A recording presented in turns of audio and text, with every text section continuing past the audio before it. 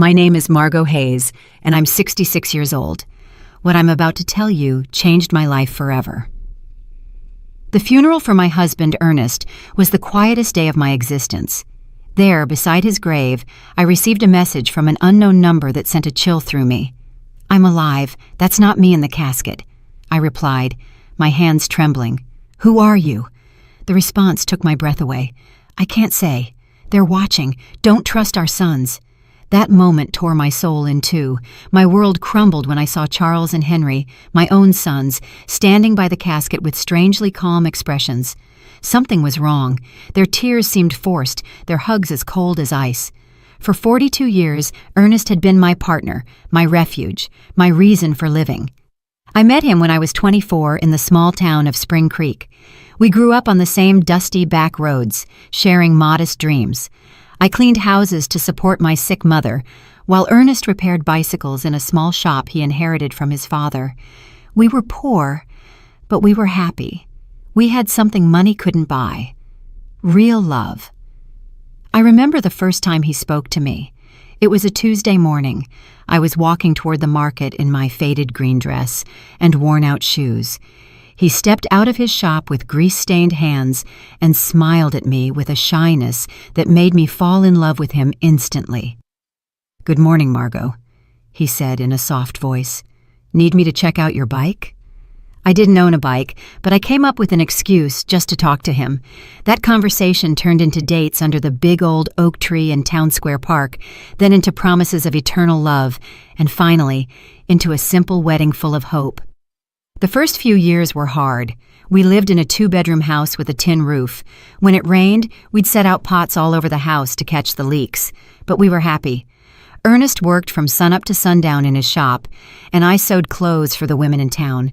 When Charles was born, I thought my heart would burst with happiness. He was a beautiful baby with his father's big eyes and my smile. 2 years later, Henry arrived, just as perfect. I raised them with all the love in the world, sacrificing my own needs for theirs. Ernest was a wonderful father. He'd take them fishing in the river on Sundays, teach them to fix things with their hands, and tell them stories before bed. I fed them, dressed them, and comforted them when they cried. We were a close family, or so I believed. As they grew up, things started to change. Charles, the oldest, was always ambitious. From a young age, he'd ask why we lived so modestly, why we didn't have a car like other families. Henry followed his lead in everything, as he always had. When Charles turned 18, Ernest offered him a job at the shop, but he rejected it with contempt. "I don't want to get my hands dirty like you, Dad. I'm going to be someone important." Those words hurt Ernest deeply, though he never said it to me. I'd see him sitting on the porch at night, staring at the stars with a look of sadness. His son had rejected not only his work, but his entire way of life. The years passed, and to my surprise, Charles managed to make a name for himself in the business world. He got a job at a real estate company in the city. Henry followed soon after. They both started making money, far more than Ernest and I had ever seen. At first, I was so proud. My sons had achieved what we never could, escaping poverty and building a better life. But little by little, that joy turned into sadness. Visits became less frequent, and phone calls grew shorter. When they did come, they arrived in expensive cars, dressed in fancy suits, talking about investments and properties. They'd look at us with a strange mix of pity and shame. "Mom," Charles said to me during one of their sporadic visits, "you and Dad should move somewhere better. This house is falling apart." He was right. But that house held all our memories. It was where we'd raised our sons, where we'd shared thousands of meals, where we'd grown old together. It wasn't fancy, but it was our home. Ernest, always wise, would tell me, "Margot, money has changed our boys. We aren't enough for them anymore." I resisted believing it. I kept justifying their absences, their brief calls, their broken promises. "They're busy building their lives," I'd tell myself. "Someday they'll be the loving boys we raised again." But in my heart, I knew Ernest was right. We had lost our sons long before I lost my husband. I just didn't know to what extent we had become strangers to them. The most drastic change came when Charles married Jasmine Albright, a woman from the city who never hid her disdain for our simple lifestyle. The first time he brought her home, she arrived in high heels that sank into the dirt of our porch and an elegant red dress that looked more expensive than everything I had ever owned. "Nice to meet you," she said with a forced smile, barely extending the tips of her fingers to greet me. Her eyes scanned our humble home with an expression I couldn't decipher, but that made me feel small. During dinner, Jasmine barely touched the food I had prepared with so much love. She moved the meatloaf around on her plate and cut tiny pieces of chicken, but she ate almost nothing. Charles seemed nervous, constantly apologizing for things he had never been ashamed of before. "Next time, we'll take them out to a restaurant," he whispered to Jasmine, thinking I couldn't hear. But I heard him. Every word pierced my heart like a knife. Henry, for his part, remained single, but adopted the same distant attitude as his brother. His visits were limited to special occasions, and even then, he always seemed to be in a hurry to leave. He was constantly on his phone, closing deals even during our conversations. "Mom, I have to go," he'd always say before it was time. "I have an important meeting early tomorrow." Family Sundays became a distant memory. Christmases grew cold and formal. My sons would bring expensive gifts we didn't need. They'd stay for 2 or 3 hours and then leave with evident relief. Ernest and I grew old alone, comforting each other. He continued to work in his shop, though his hands no longer had the same strength. I continued with my sewing, but my eyes weren't the same. We made do with our small income, proud not to ask for anything from our successful sons. "Do you know what the saddest part is, Margot?" Ernest said to me one night as we drank coffee on the porch. "It's not that they have money. It's that the money has made them believe we aren't important anymore." He was right, as always. My sons hadn't just changed financially. They had changed in their hearts. We were no longer their beloved parents. We were an uncomfortable reminder of a past they wanted to forget. Things got worse when Charles bought a $200,000 house in an exclusive neighborhood in the city. Henry did the same soon after, investing in a luxury condo that cost $150,000. Suddenly, our sons were owners of fortunes we couldn't even imagine. "You should sell this house and move into a retirement community," Jasmine suggested during one of her rare visits. "There are some very nice places for people your age. You'd be more comfortable." The word community hit me like a slap. A retirement community. After 40 years of building our home, after raising these sons with so much love, they wanted to send us to a home. "We don't need a home," Ernest replied with the dignity that always characterized him. "We're fine here in our house." But I saw the expression on Charles and Henry's faces. They supported Jasmine's idea. To them, we were a burden, a problem to be solved in the most convenient way. It was then that the more direct suggestions began. Charles arrived one day with papers in his hand, documents he had prepared without consulting us. "Dad, Mom," he said with that fake smile he had perfected, "I've been thinking about your future. This house is worth, at most, $1,000. If you sell it, I can add some money so you can move somewhere better. A better place." To us, there was no place better than the home where we had been happy for decades. But Charles didn't understand that. For him, everything came down to numbers, to monetary value. "Besides," he continued, "I think Dad should retire from the shop. He's already 70 years old. It's time to rest." Ernest looked at him with infinite sadness. "Son, working isn't a burden for me. It's what keeps me alive, what gives meaning to my days." "But you could get hurt," Henry insisted, backing up his brother as he always did. "At your age, an accident would be very dangerous." Their words sounded caring, but I sensed something more behind them, an impatience, an urgency I couldn't fully grasp. The following months were tense. My sons increased the pressure for us to sell the house. They brought real estate agents without telling us. They had it appraised without our permission. They even began to talk about what would be best for everyone. "Look," Charles said to us during one particularly uncomfortable dinner, "Jasmine and I have decided to have kids soon. We'll need help with the expenses.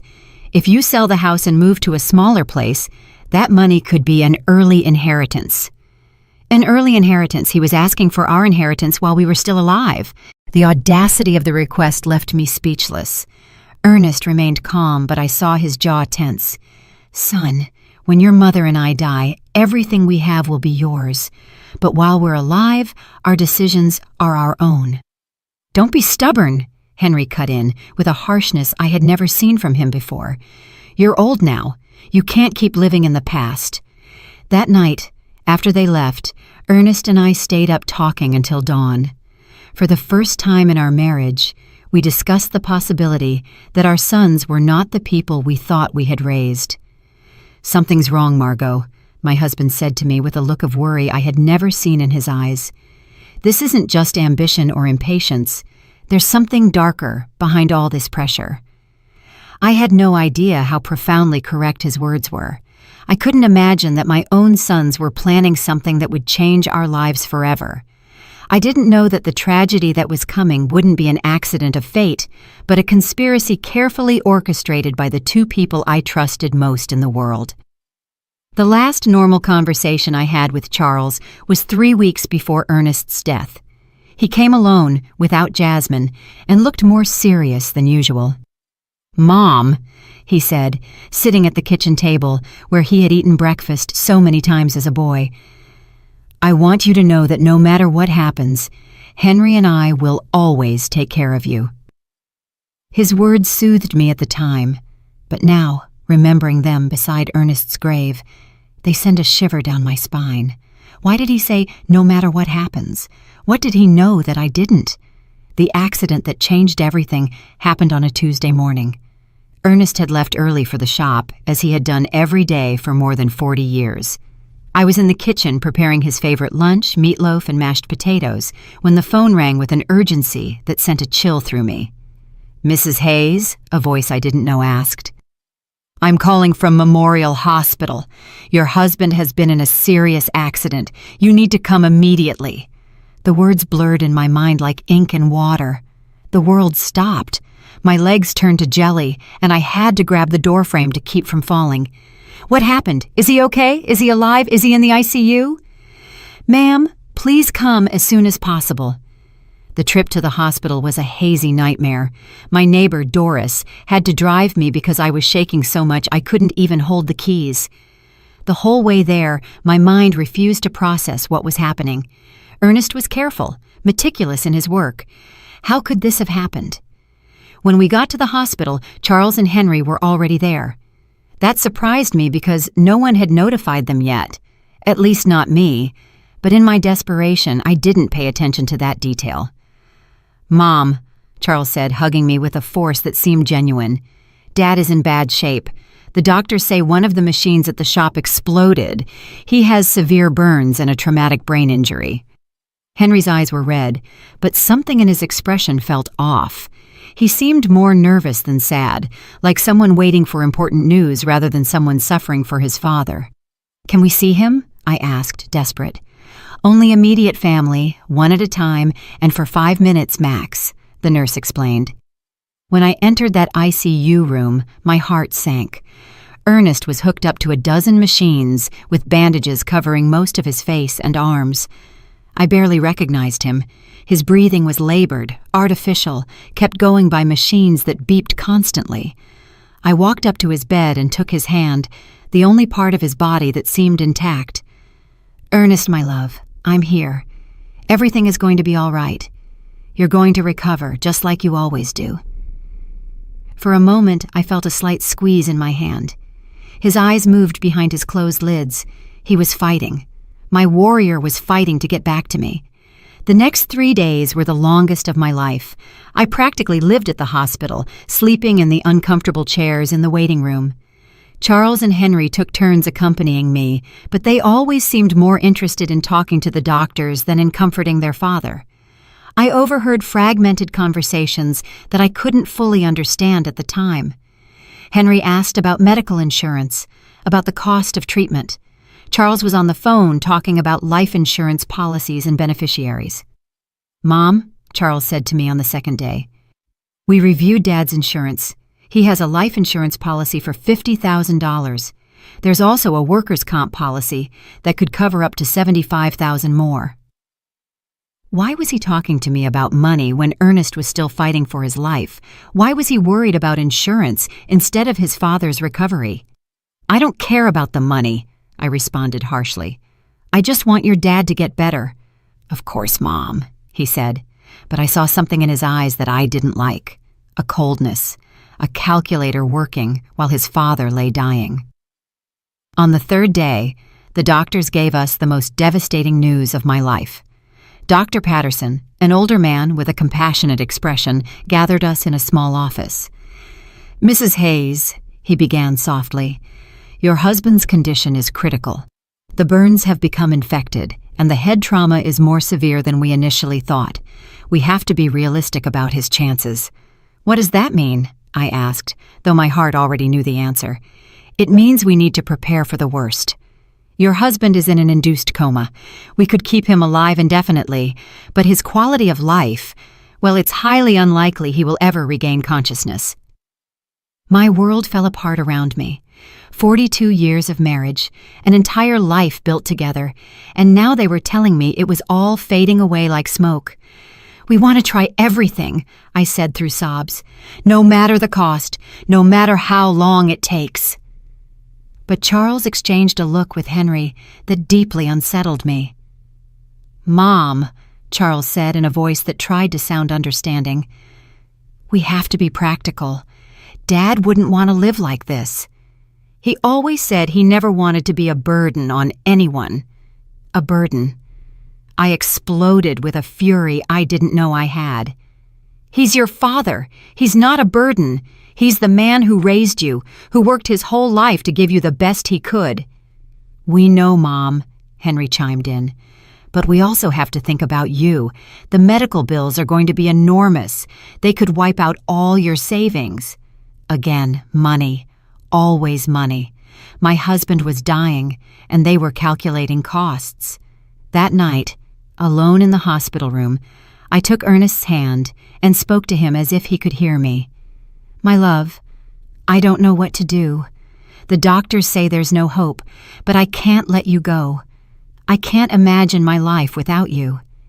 It was then that something happened that still gives me goosebumps. His fingers moved slightly, squeezing mine with a force that was almost imperceptible. His lips moved as if he were trying to say something, but no sound came out. I called for the nurses, desperate. He's reacting! He's trying to talk! But by the time they arrived, Ernest had returned to his previous state. The nurse checked the monitors and shook her head. Sometimes there are involuntary muscle spasms, ma'am. It doesn't mean he's conscious. But I knew what I had felt. Ernest had tried to communicate with me. He had fought to tell me something important. 2 days later, in the early hours of Friday morning, the machine alarms went off. Lights flashed. Nurses rushed to Ernest's room. I was dozing in the hallway when the noise woke me up. No, no, no! I screamed, running toward the room. The doctors worked for 40 minutes trying to resuscitate him, but it was useless. At 4:37 in the morning, Ernest was officially declared dead. The pain I felt in that moment was physical, as if my heart had been ripped from my chest. I collapsed by his bed, hugging his still warm body, refusing to accept that he was gone forever. Charles and Henry arrived at the hospital an hour after their father's death. They seemed prepared, as if they had been expecting the call. They brought papers, documents, and phone numbers for funeral homes. We already talked to the Spring Creek Funeral Home, Charles said to me while I was still crying inconsolably. They can pick up the body this morning. We also contacted the insurance, Henry added. The claim process is already underway. How could they be so efficient, so organized, so cold just an hour after losing their father? Something was wrong, but my grief was so intense that I couldn't think clearly. The funeral was scheduled for the following Monday. Charles took care of all the arrangements without really consulting me. He chose the simplest casket, the shortest service, as if he wanted to get it all over with as quickly as possible. It's what Dad would have wanted, he said when I complained about not being included in the decisions. Something simple without a fuss. But Ernest deserved better than this indecent rush to bury him and forget. The day of the funeral arrived, cloudy and cold, as if the sky itself were crying for Ernest. I wore my only black dress, the same one I had worn for my mother's funeral years ago. My hands were shaking so much that Doris had to help me button the small buttons on the back. "Be strong, Margot," my dear friend whispered as she carefully combed my hair. "Ernest would want to see you strong." But I didn't feel strong. I felt empty, like a shell without a soul. 42 years of marriage can't be buried so easily. Every object in the house reminded me of him: his coffee mug on the table, his tools on the porch, his pillow that still held his scent. When we got to the cemetery, I was surprised by how few people had attended. I expected to see more of Ernest's co-workers from the shop, more neighbors, more acquaintances. But it was only Charles, Henry, Jasmine, Doris, me, and the pastor. For a man who had lived 70 years in the same town, who had helped so many people, the funeral seemed strangely empty. "Where are the guys from the shop?" I asked Charles. "We didn't want to bother anyone," he replied quickly. "Dad was a private person. He would have preferred something intimate." But that wasn't true. Ernest loved his community. He cared about his neighbors. He would have wanted them to come say goodbye. Why had Charles decided to make everything so secretive, so rushed? During the service, I watched my sons with a strange emotional detachment. Charles had a solemn expression, appropriate for the occasion, but his eyes constantly darted toward his watch. Henry seemed restless, as if he had more important things to do. Jasmine discreetly checked her phone behind her black veil. This was how they were saying goodbye to their father, with impatience and distractions. The pastor spoke about eternal life, about well-deserved rest, about reuniting with God. His words felt hollow in my shattered heart. I didn't want Ernest to rest in peace. I wanted him to come home with me, for us to keep growing old together, for us to keep drinking coffee on the porch every evening. When it was time to throw dirt on the casket, my legs refused to hold me up. Doris had to support me as I sobbed uncontrollably. The sound of the dirt hitting the wood was final, conclusive, hopeless. It was at that exact moment, standing by my husband's grave, that my phone vibrated. A text message from an unknown number. "I'm alive. That's not me in the casket." My heart stopped. The letters danced in front of my eyes as if I were hallucinating. I was losing my mind from the grief. With trembling hands, I replied, "Who are you?" The answer came immediately. "I can't say. They're watching. Don't trust our sons." The phone fell from my hands as if it were burning. Doris bent down to pick it up, but I stopped her abruptly. I couldn't let anyone else see those messages, not until I understood what was happening. "Are you okay, Mom?" Charles asked, approaching with a worried expression. I stared at him, trying to find some clue on his face. His eyes seemed sincere, but now every gesture, every word, every expression felt suspicious. "I'm fine," I lied, putting the phone in my purse. "I just need to go home." On the way back, I couldn't get those messages out of my head. Was it possible that someone was playing a cruel joke at the worst moment of my life? Or was there really a possibility that Ernest was alive? But if he was alive, who had we buried? And if he wasn't alive, who knew enough details about our lives to write something so specific about our sons? That night, alone in my house, which now felt like a tomb, I reviewed every detail of the last few days. Ernest's accident had been strange from the beginning. According to Charles, a machine had exploded in the shop. But Ernest knew every screw and wire in that place. He was meticulous about maintenance, obsessive about safety. Plus, how had my sons gotten to the hospital so quickly if no one had notified them? The hospital had called me first. I was the emergency contact. How did they know about the accident before I did? And then there was the money. From day one, Charles and Henry had talked about insurance, policies, and beneficiaries, as if they had been waiting for this moment, preparing for it. I decided to check Ernest's papers. In his old wooden desk, he kept all his important documents in a metal box. Insurance policies, the deed to the house, shop documents, everything was there. I found the $50,000 life insurance policy that Charles had mentioned. But there was something I didn't remember. The policy had been updated just 6 months earlier, increasing the coverage from $5,000 to $50,000. Why had Ernest increased his life insurance? He had never mentioned that change to me, and more importantly, who had suggested he do it? I kept looking and found something even more disturbing. A workers' comp policy that I didn't know about, purchased just 2 months before his death. $5,000 in case of accidental death on the job. $15,000 in total. A fortune for a family like ours, but also a fortune tempting enough for someone without scruples. My phone vibrated again. Another message from the same unknown number. Check the bank account. See who's been moving money. This time I didn't hesitate. This person, whoever they were, knew too much to be a prankster. They knew about the insurance, they knew about my sons, they knew details that only someone very close to us could know. The next day, I went to the bank where Ernest and I had kept our account for 30 years. Mrs. Thompson, the manager who had known us forever, greeted me with sincere condolences. "Margot, I'm so sorry about Ernest. He was a good man." "Thank you, Mrs. Thompson. I came to check our accounts. I need to understand our financial situation."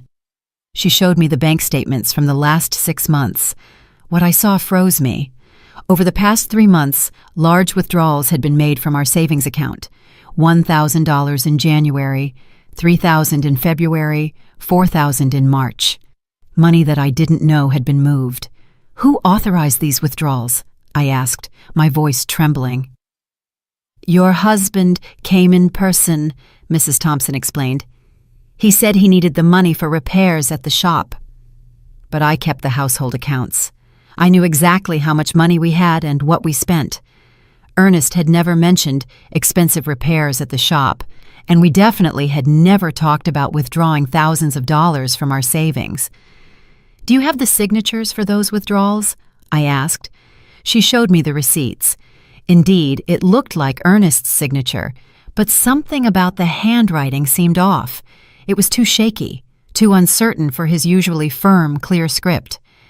"Mrs. Thompson," I asked with my heart pounding, "did he come alone to make these withdrawals, or was someone with him?" She thought for a moment. "Now that you mention it, I think he came in with one of your sons once or twice. Charles, I think. He said he was helping his dad with the paperwork because Ernest had trouble reading documents without his glasses." Charles. My son had been involved in money withdrawals I didn't know about, using his father's tired eyes as an excuse. But Ernest saw perfectly well with his glasses, which he never took off during the day. That afternoon, as I looked over the bank receipts again and again, I received another message. The insurance was their idea. They convinced Ernest he needed more protection for you. It was a trap. I could no longer deny the evidence piling up in front of me. The mysteriously increased insurance policies, the unauthorized money withdrawals, Charles's presence in transactions I knew nothing about, his suspicious efficiency in organizing the funeral, his coldness during his father's agony. But the question that terrified me was whether they had really planned Ernest's death, how they had done it, and who was sending me these messages. How did this person know so much about what had happened? The following days became a nightmare of doubt and suspicion. Every one of Charles's smiles, every one of Henry's hugs, every word of condolence felt like a mask hiding something sinister. But I needed more proof before I could accept a truth as horrible as the one taking shape in my mind. My phone kept receiving messages from the mysterious number. "Go to Ernest's shop. Look in his desk. There are things you didn't see." I decided to go to the shop for the first time since the accident. Charles had said a machine had exploded, but when I got there, I found something completely different from what I expected. The shop was strangely clean, too clean to have been the scene of an explosion. There were no burn marks on the walls, no debris, no signs of the destruction that such a serious accident should have caused. "Where is the machine that exploded?" I asked out loud. I looked all over the shop and found every machine in its place, working perfectly. The welder, the compressor, the electric saw, all were intact. What then had been the cause of the accident? In Ernest's desk, I found something that sent a chill through me. A note written in his handwriting, dated 3 days before his death. Charles insists I need more insurance. He says it's for Margot, but something doesn't feel right. I don't trust his intentions. Below that note was another. Henry brought me some papers to sign. He says they're to modernize the shop, but I don't understand what it's about. Why all the hurry? My husband had had suspicions. He had intuited the evil intentions of our sons, but he had died before he could tell me. I kept searching and found an envelope sealed with my name on it. I opened it with trembling hands. It was a letter from Ernest. My dearest Margot, if you are reading this, it means something has happened to me.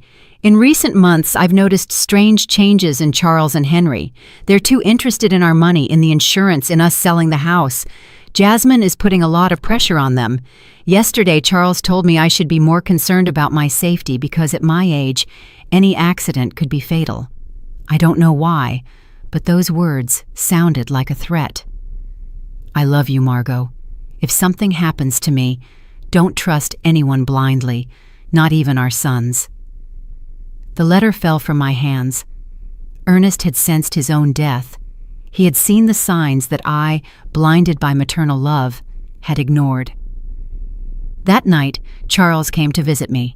He arrived with a bottle of wine and a smile that now seemed completely fake. "Mom, I've been thinking about your future," he said, pouring himself a glass without asking if I wanted one. "The insurance money. It's already in process. It'll be $15,000. "How do you know the exact amount?" I asked, feigning innocence. "Well, I helped Dad with the insurance paperwork. He wanted to make sure you had enough money to live comfortably." A lie. Ernest had never wanted to increase the insurance. According to his own note, he had been pressured by Charles. "And what do you think I should do with that money?" I asked, carefully watching his reaction. His eyes lit up with a glint that gave me a chill. "You could buy a smaller, cozier house, or even better, move into a nice retirement community where you'd have company and medical care. Henry and I could manage your money to make it go further." "Manage my money. We just want to take care of you, Mom. At your age, it's easy to get scammed or make bad financial decisions. We know about investments, about business. We could triple that amount in a few years. Triple my money or make it disappear into their own pockets." "Let me think about it," I said, trying to buy time. "Of course," Jasmine said with her fake sweetness. "But not too long, for your own good." After they left, I sat in my kitchen, shaking with rage and fear. My own sons, my flesh and blood, had not only murdered their father, but now they were planning to steal everything I had left. That night, my phone vibrated with a longer message than the others. "Tomorrow, go to the police station. Ask for the report on Ernest's accident.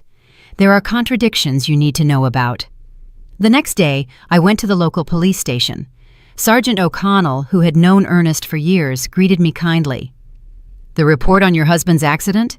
he asked with a confused expression. "What accident, Mrs. Hayes?" "From his shop, when the machine exploded." The sergeant checked his files and shook his head. "We don't have any report of an explosion at Ernest's shop here. In fact, we don't have any report of a work accident involving your husband." I felt the world sway under my feet. But my son said it was an accident at the shop. That's why he was in the hospital." "Mrs. Hayes, your husband arrived at the hospital on Tuesday morning, but not from a work accident. According to the medical report I have here, he arrived unconscious with symptoms of poisoning." Poisoning. The doctors found traces of methanol in his blood, a quantity sufficient to cause blindness, brain damage, and eventually death. The hospital should have informed you of this. Poisoning. It hadn't been an explosion. It hadn't been a work accident. Someone had deliberately poisoned my husband. "Why didn't anyone tell me this?" I asked, my voice breaking. The immediate family who signed the hospital papers requested that the information be kept confidential to avoid unnecessary speculation. They said you were too emotionally fragile to handle the technical details. The immediate family. Charles and Henry had hidden the true cause of Ernest's condition, invented the story of the explosion, and manipulated everyone, including me, to cover up a murder. "Mrs. Hayes," the sergeant continued.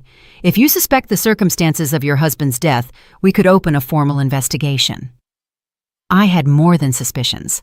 I was certain that my own sons had murdered their father for money. That afternoon, Henry came home with a bouquet of flowers and the same fake smile as Charles. "How are you, Mom? You look tired." "I'm fine," I lied, observing his every gesture from a new perspective. "I'm just thinking about the future." "That's good. Charles and I have been talking. We think you should sell the house soon while it's fresh on the real estate market." "Why the rush?" "Well, old houses lose value quickly, and you need liquidity. Funeral expenses, pending medical bills." More lies. The funeral had been cheap, almost insultingly so, and there were no pending medical bills because the hospital insurance had covered them. "Henry," I said, looking him directly in the eyes, "you knew your dad didn't die from a work accident." For a fraction of a second, I saw panic in his expression, but he recovered quickly. "What are you talking about, Mom?" "I went to the police station. There's no report of an explosion at your dad's shop." This time the panic was more evident. "Mom, you shouldn't be doing things like that. They'll confuse you. The grief is getting to you." "The grief is getting to me, or you've been lying to me." He got up abruptly, spilling the coffee I had poured for him. "I think you need to rest. We'll talk when you're calmer." He left quickly, but not before making a phone call from the porch. Although I couldn't hear the words, the tone was urgent, worried. That night, I received the most revealing message yet. "They're coming together tomorrow. They're going to try to convince you that you're crazy, that grief is making you imagine things. Don't believe them, and don't take anything they offer you to eat or drink." The mysterious message's prediction came true exactly as it had warned. The next day, Charles and Henry arrived together at my house, accompanied by Jasmine. They had expressions of exaggerated concern and a bag of pastries from the downtown bakery. "Mom, we're so worried about you," Charles began in a sugary voice. "The neighbors have told us you've been acting strange.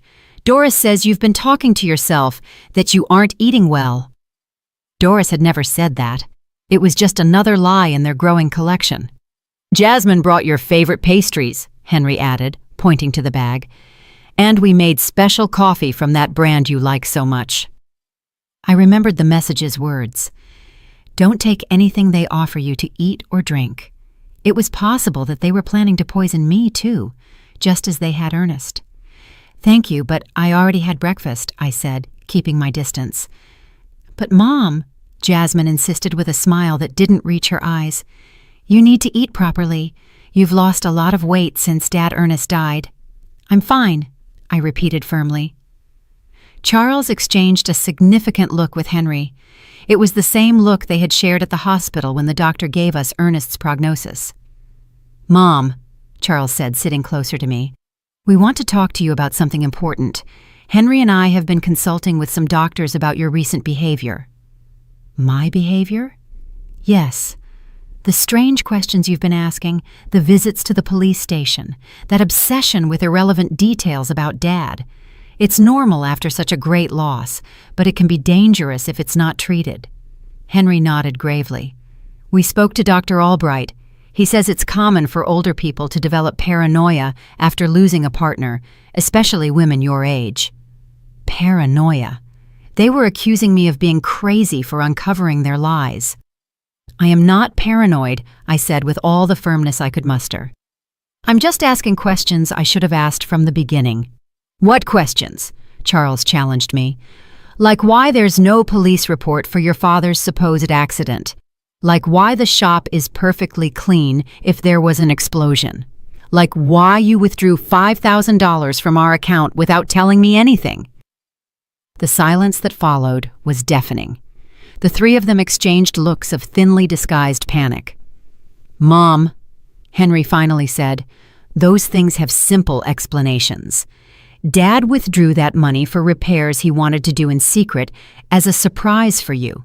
"What surprise?" "He wanted to remodel the house," Charles lied. "He had hired some workers to fix the roof and paint the walls. He wanted it to be a surprise for your birthday." If that were true, Where were the workers? Where were the materials? Why did no one in town know about this supposed remodeling? And about the police report, Charles continued, not all work accidents require a report, especially when they happen on private property. More lies.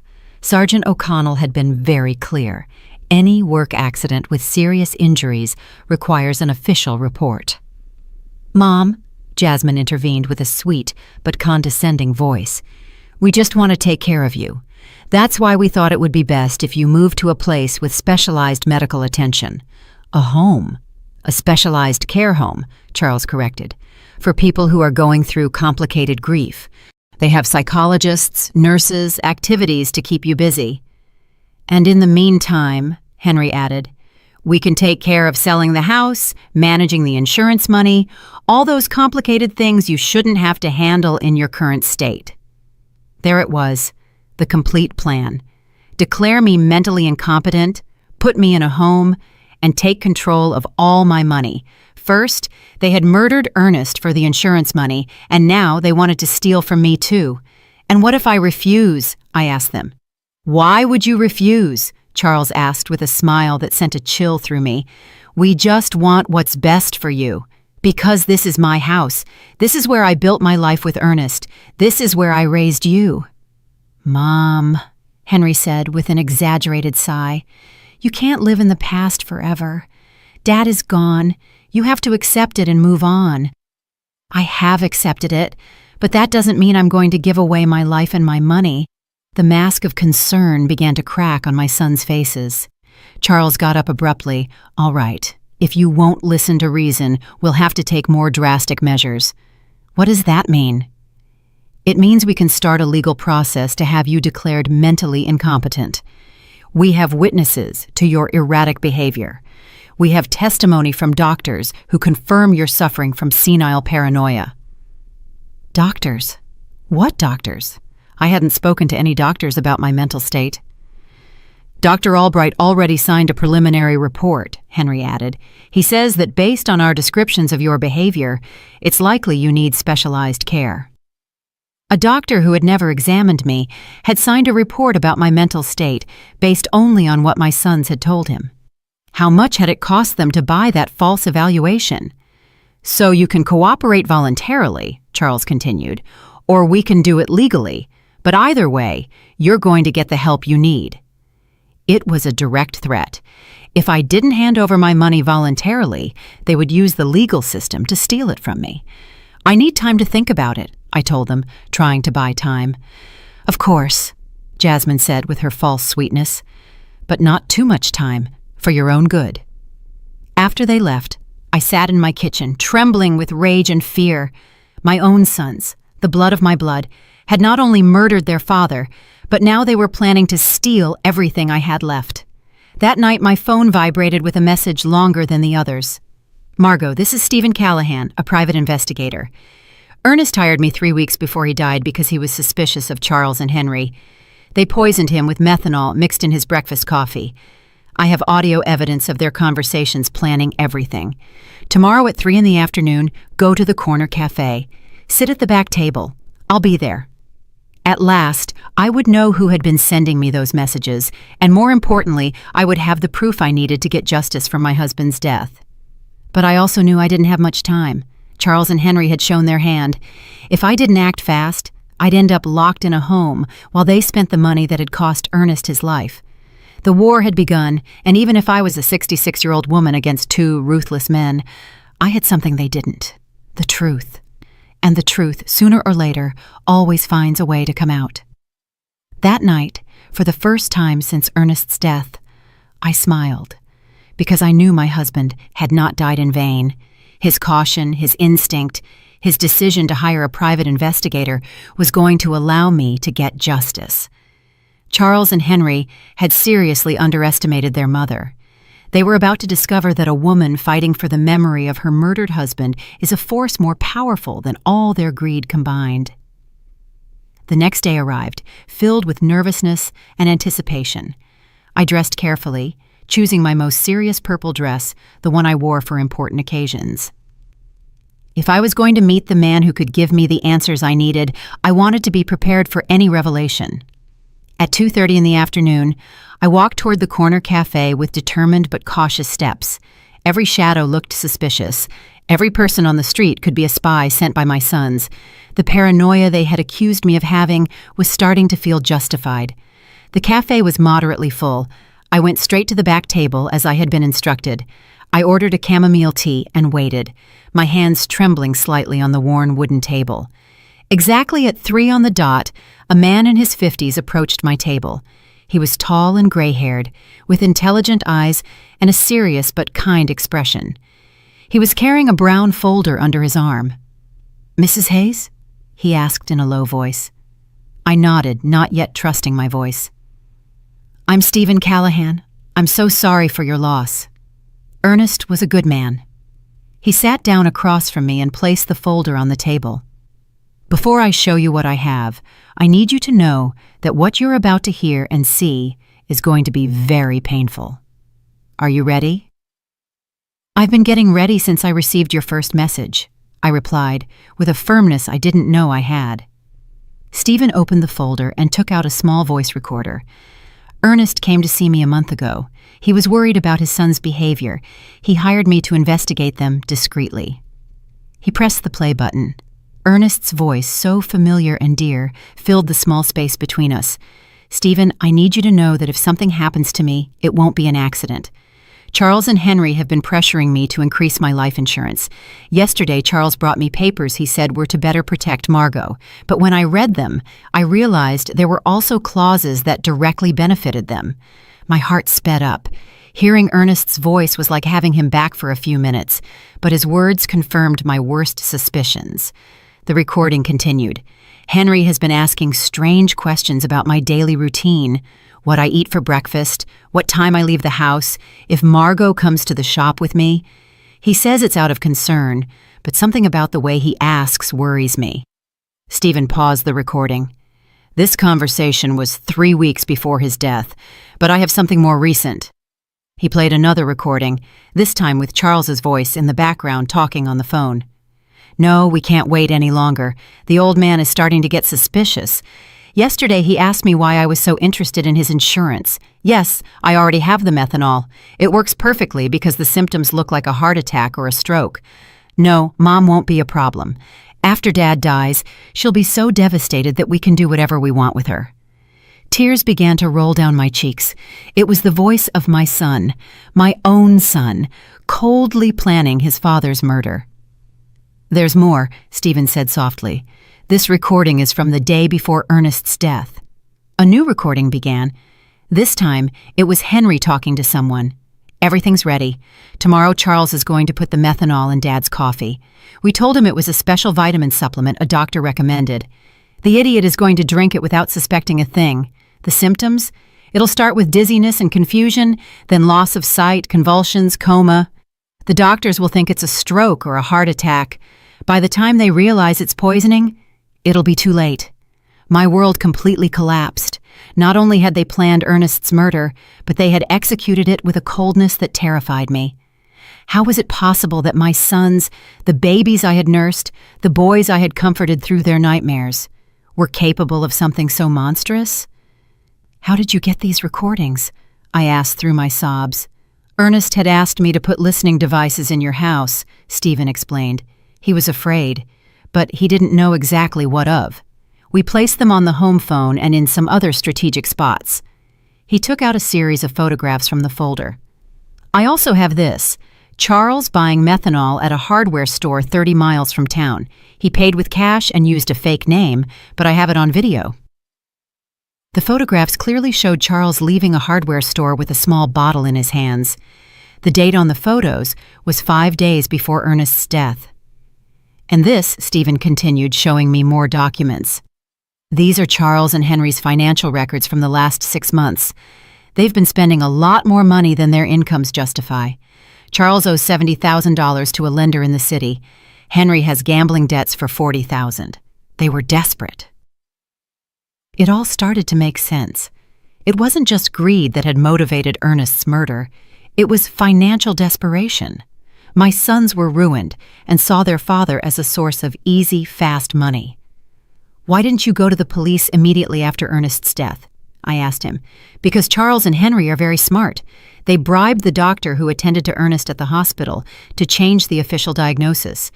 Instead of poisoning, the death certificate says heart failure due to complications from a work accident. Without that medical evidence, my recordings might not have been enough for a conviction. But now we have all the evidence together," I said, feeling a mix of pain and determination. "Exactly. And there's one more thing you need to know." My blood ran cold. "What?" "Your sons were planning to kill you too." Stephen played one last recording, this time with Charles and Henry's voices together. "Once we have Dad's insurance money, we need to get rid of Mom too," Charles said. "We can't risk her getting suspicious or anyone else putting ideas in her head." "How?" Henry asked. "The same as with Dad, but this time we can make it look like a suicide from depression. A widow who can't live without her husband. Nobody would question it. And the money? We're her only heirs. Everything would be ours. The house, the savings, the insurance money, almost $200,000 in total." The recording stopped. I was shaking uncontrollably. My sons had not only murdered their father, but they were planning to murder me as well. All for money. "Mrs. Hayes," Stephen said gently, "I know this is devastating, but we have enough evidence to make them pay for what they did. What do we do now?" I asked, wiping my tears. "First, we need to go to the police with all this evidence. Sergeant O'Connell is an honest man. He's not involved in the corruption. Second, we need to act fast. Your sons are planning to have you declared mentally incompetent tomorrow. If they succeed, it will be much harder to proceed legally." "Tomorrow?" "Yes, I intercepted a phone conversation this morning. They're meeting with Judge Miller at 10 in the morning to start the mental incapacitation process." I got up from the table with a determination I hadn't felt in weeks. "Then we have to act tonight." "Exactly," Stephen confirmed. "But first, there's one more thing I want to show you." He took one last photograph from the folder. In it, Ernest was leaving a medical clinic I didn't recognize. 3 days before he died, your husband went to get a full medical exam at a clinic in the city. The results show that he was perfectly healthy. There were no signs of heart disease, his blood pressure was normal, everything was perfect. This definitively proves that his death was caused by poisoning, not by natural health problems. That was the final piece of evidence we needed. Ernest had been a healthy man, murdered by his own sons. "Stephen," I said, taking his hand, "thank you for keeping your promise to my husband. Now, let's get justice." That same night, Stephen and I went directly to the police station. Sergeant O'Connell was working the night shift that week, which was perfect for our purposes. When we arrived, it was 8 in the evening, and the station was relatively quiet. "Sergeant O'Connell," I said in a firm voice, "I need to file a formal complaint for the murder of my husband, Ernest." The sergeant looked at me with surprise. "Murder? Mrs. Hayes, the death certificate says he died from heart complications after a work accident." "The death certificate is false," I replied, placing Stephen's folder on his desk. "My husband was deliberately poisoned with methanol by our own sons." For the next 2 hours, Stephen and I presented all the evidence.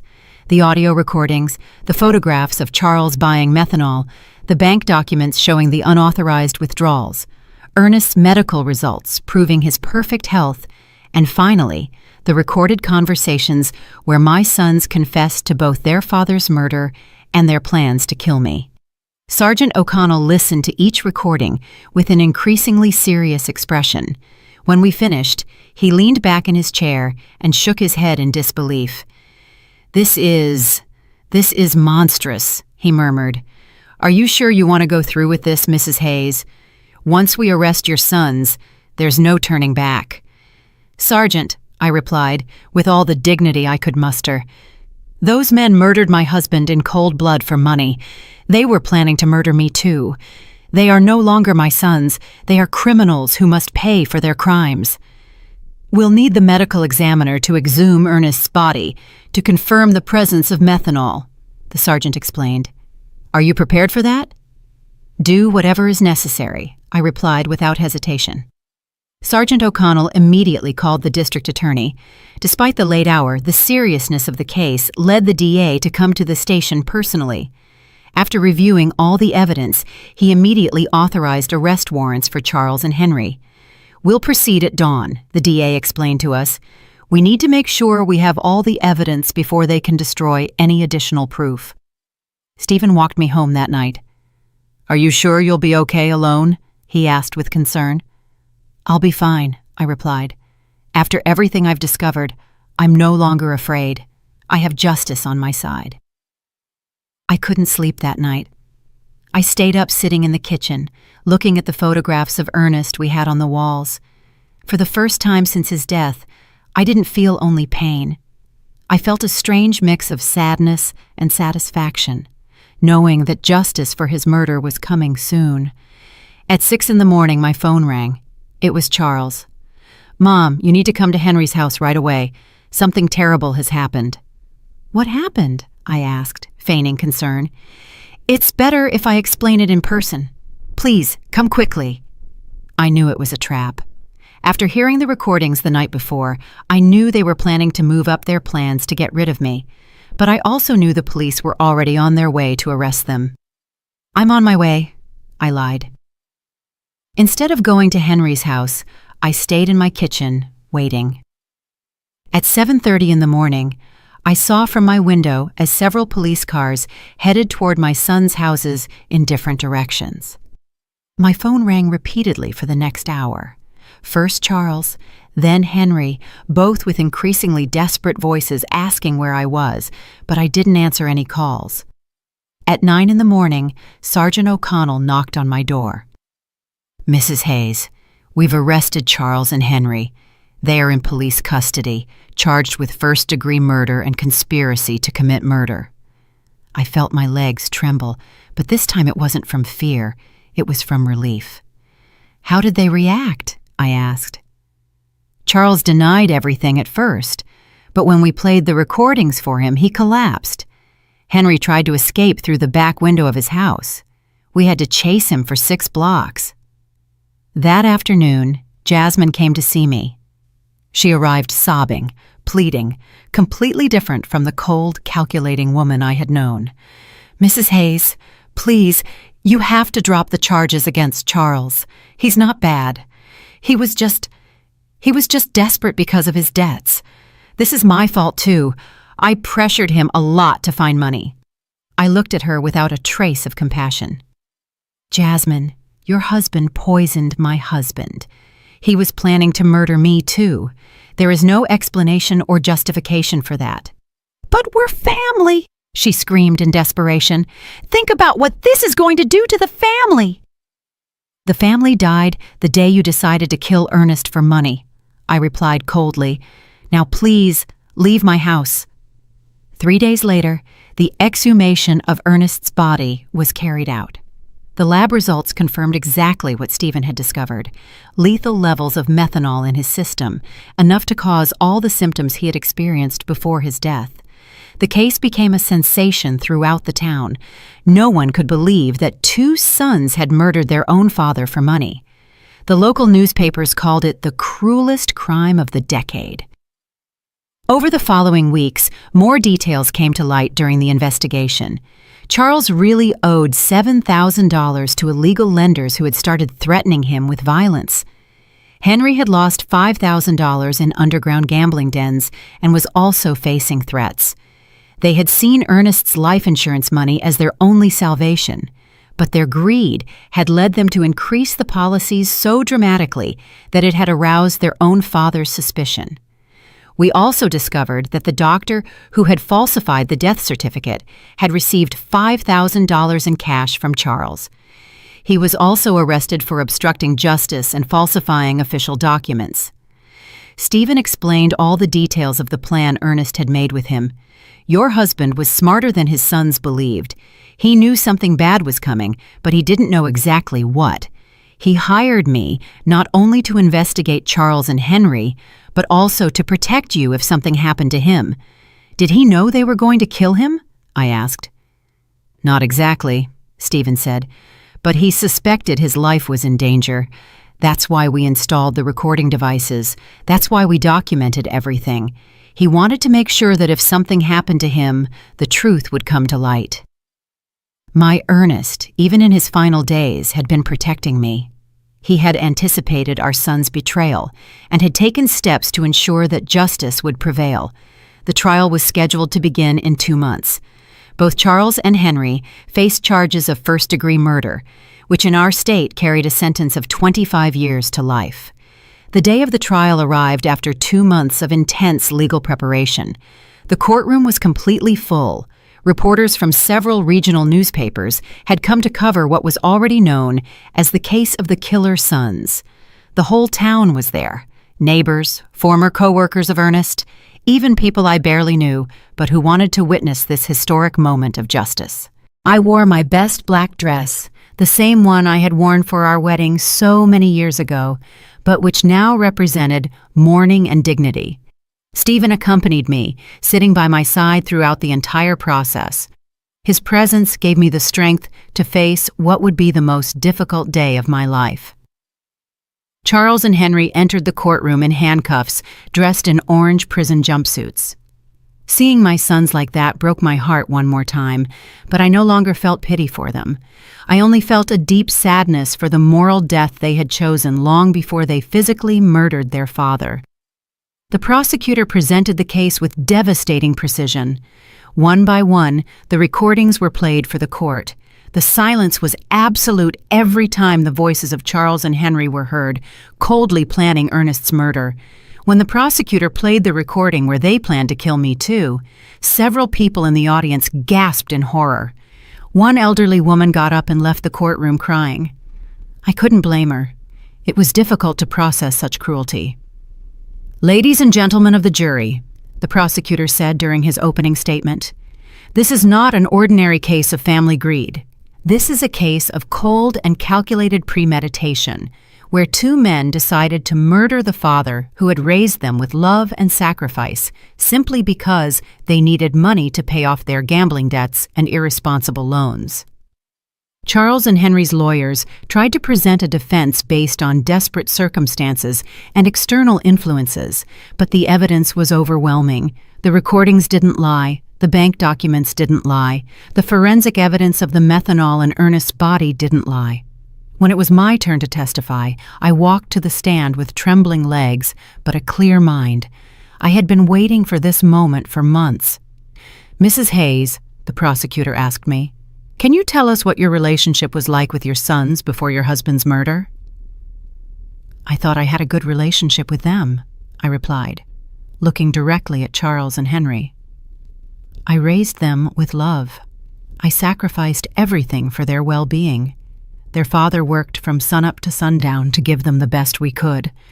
I never imagined that love and sacrifice would become the reason for his murder." "At any point, did you suspect they could harm your husband?" "No. That is the most painful part of all this.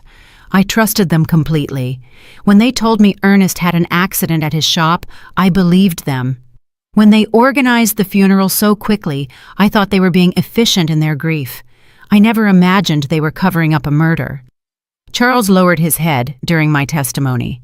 Henry looked at me defiantly, but I saw tears in his eyes. Too late for tears. Too late for regret. The most dramatic moment of the trial came when the prosecutor decided to play the full recording of the conversation where they planned my own murder. Charles's voice filled the courtroom. "Once we have Dad's insurance money, we need to get rid of Mom too. We can't risk her getting suspicious." A murmur of horror swept through the audience. Several people turned to look at me with expressions of disbelief and compassion. "How did you feel when you heard this recording for the first time?" the prosecutor asked me. "I realized that I had lost my 2 sons long before I lost my husband," I replied, my voice cracking but firm. "The babies I nursed, the children I comforted in their nightmares, had died and been replaced by 2 strangers capable of any cruelty for money." The defense tried to cross-examine me. suggesting that maybe I had misinterpreted my son's intentions, that maybe the grief had made me exaggerate the evidence. But the recordings spoke for themselves. Stephen also testified, explaining in detail how Ernest had hired him because he was afraid of his own sons. He described every step of the investigation, every piece of evidence collected, every recorded moment that revealed the truth. The medical examiner presented the results of the exhumation, confirming the lethal presence of methanol in Ernest's body. He explained how this poison acts slowly, causing exactly the symptoms my husband had experienced before he died. After 3 days of devastating testimony, the closing arguments arrived. The prosecutor was crushing. Charles and Henry are not victims of circumstances. They are predators who saw their own parents as financial obstacles that had to be eliminated. They planned, executed, and covered up Ernest's murder, and were planning to do the same to Margot. They don't deserve compassion. They deserve justice. The jury deliberated for 6 hours. When they returned, the silence in the courtroom was absolute. I could hear the beating of my own heart as the judge read the verdict. In the case of the state versus Charles Hayes and Henry Hayes on the charge of first-degree murder of Ernest Hayes, we find the defendants guilty. The courtroom erupted in murmurs and exclamations. Charles collapsed in his chair, finally comprehending the magnitude of what he had done. Henry remained rigid, staring straight ahead with no expression. On the charge of conspiracy to commit murder against Margot Hayes, we find the defendants guilty. The judge proceeded immediately to the sentencing. Charles Hayes and Henry Hayes, for the premeditated murder of your father and the conspiracy to murder your mother, I sentence you to life in prison without the possibility of parole for 30 years. When I heard those words, I felt a gigantic weight lift from my shoulders. Justice. Finally, there was justice for Ernest. After the trial, many people came up to hug me and express their support. Doris cried with me, not from sadness, but from relief. "Margot, Ernest can rest in peace now," she whispered to me. That night, I returned to my house, which now felt different. It was no longer a place of pain and betrayal. It was my home again, the place where Ernest and I had been happy for 42 years. Stephen came to visit me a week after the trial. "How do you feel?" he asked me. "At peace," I answered honestly. "For the first time since Ernest's death, I sleep soundly. I know he is resting because his death did not go unpunished. And the money, the insurance, the savings? I donated the life insurance money to a foundation for victims of family crimes," I explained. "That money was stained with blood. I could never have used it. My personal savings are enough to live modestly for the rest of my days." 6 months after the trial, I received a letter in prison mail. It was from Charles. "Mom, I know I don't deserve your forgiveness, but I need you to know that I regret everything.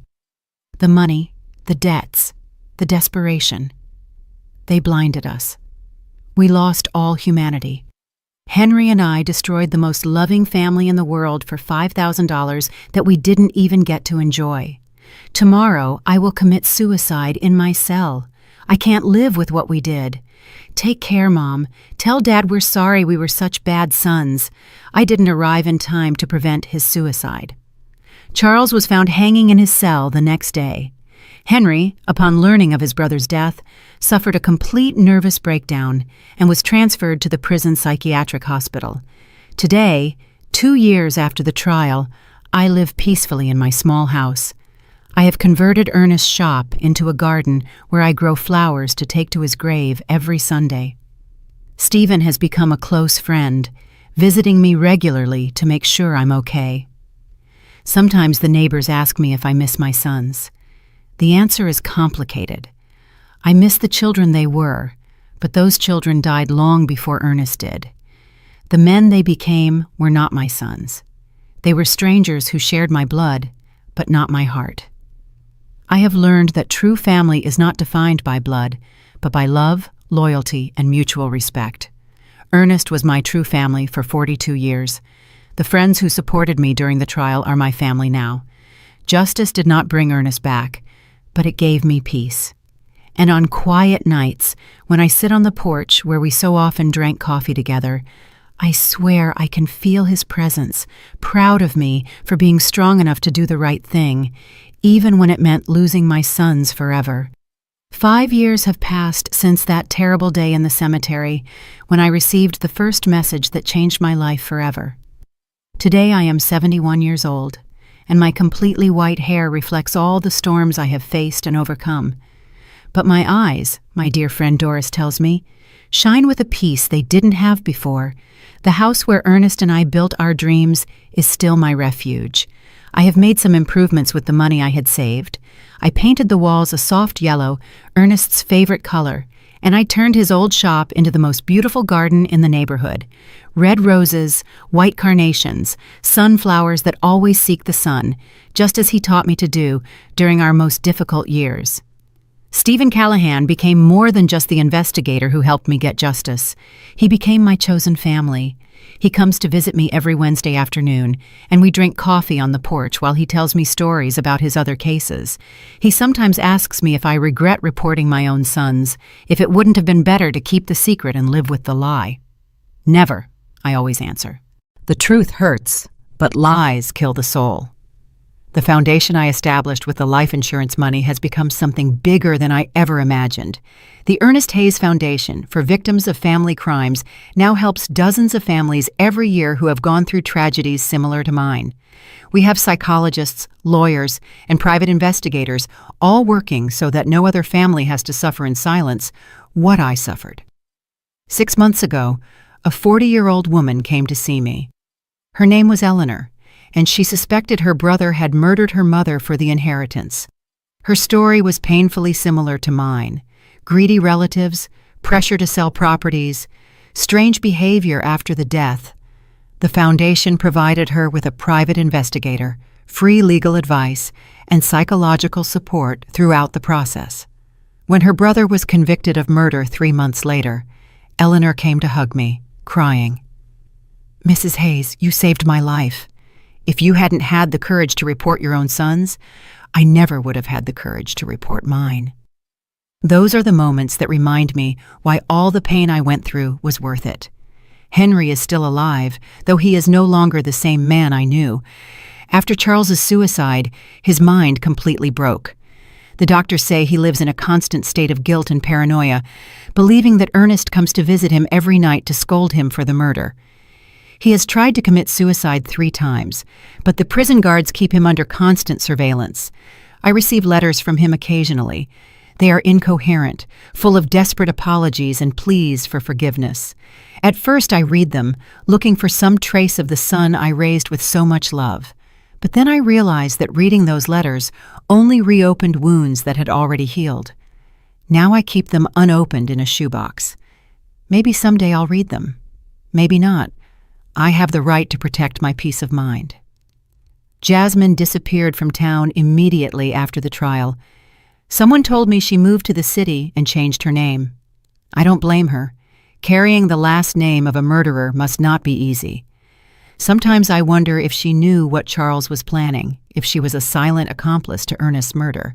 But those questions belong to the past, and I have learned to live in the present. The town of Spring Creek will never forget the case. It has become a local legend, a story that parents tell their children as a warning about greed and betrayal. Some see me as a hero, others as a cruel woman who sent her own sons to prison. I don't care what they think. I know the truth, and the truth has given me the peace I needed. My health remains surprisingly good for my age. The doctor says it's because I was finally able to free myself from the stress and sadness I was carrying. The body heals when the heart finds peace, he explained during my last checkup. Sunday mornings are my favorite. I cut fresh flowers from my garden and walked to the cemetery to visit Ernest's grave. His headstone now has an inscription that I had engraved after the trial. Ernest Hayes, beloved husband, betrayed father, honorable man. His love was stronger than his death. I tell him everything that has happened during the week. I talk to him about the foundation, about the families we have helped, about the thank you letters I receive from people who found justice thanks to our story. I swear I can feel his approval in the wind that moves the leaves of the nearby trees. "Do you know what's strangest, my love?" I said during my last visit. "I no longer feel pain when I think of Charles and Henry. I only feel pity. Pity because they had all the love in the world and they chose hate. They had a family that adored them and they chose betrayal. They had the opportunity to be honorable men like you and they chose to be murderers." Last week, a reporter from the city came to interview me for a documentary about family crimes. She asked me if there was anything I wanted to say to other people who might be going through similar situations. "Family is not an excuse for crime," I replied. "Love is not blind. Love with boundaries is true love. If someone who says they love you is capable of harming you for money or convenience, that person doesn't really love you, and it is never, ever too late to seek justice, no matter who the culprit is." This year, on the 5th anniversary of Ernest's death, I organized a special ceremony in his memory. More than 200 people came: neighbors, members of the foundation, families we have helped, local authorities.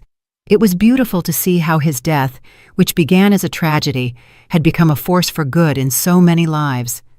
Stephen gave an emotional speech. Ernest Hayes died because of his son's greed, but his legacy lives on in every family that finds justice thanks to his wife's courage. Evil tried to destroy his story, but good turned it into hope for others. At night, before I go to sleep, I sometimes take out the old photographs from when Charles and Henry were children. I see them playing in the yard, hugging their father, laughing with me on past Christmases. I allow myself to cry for those innocent children who once existed before greed completely corrupted them. But I no longer cry for the men they became. Those men chose their destiny. My story ended up being bigger than my personal tragedy. It has become a symbol that justice is possible, even when it comes from the most unexpected sources. A 66-year-old widow proved that truth is more powerful than lies, that true love is stronger than betrayal, and that it is never too late to do the right thing. Tomorrow is Wednesday, and Stephen will come for coffee, as always. I'll make his favorite pastry and tell him about the thank you letters that arrived this week. Afterward, we'll work together in the garden, planting new flowers for spring. Life goes on, more simple but more authentic than before. I have learned that true family is not about shared blood, but about shared values, mutual respect, and a love that never turns into harm. Ernest, wherever you are, I hope you know that I kept the promise I made to you by your grave that terrible day. I found the truth, I sought justice, and I turned our pain into hope for others. Your death was not in vain, my love. Did you like my story? And which city are you listening from? Let's meet in the comments. If you like the story, you can support me by sending a super thanks so I can keep bringing more stories like this. Thank you so much for your sweet support. I'm looking forward to your comments on the story. On the screen, you can see 2 new life stories that I highly recommend. There's so much more on my channel. Don't forget to subscribe. See you in the next life story with love and respect.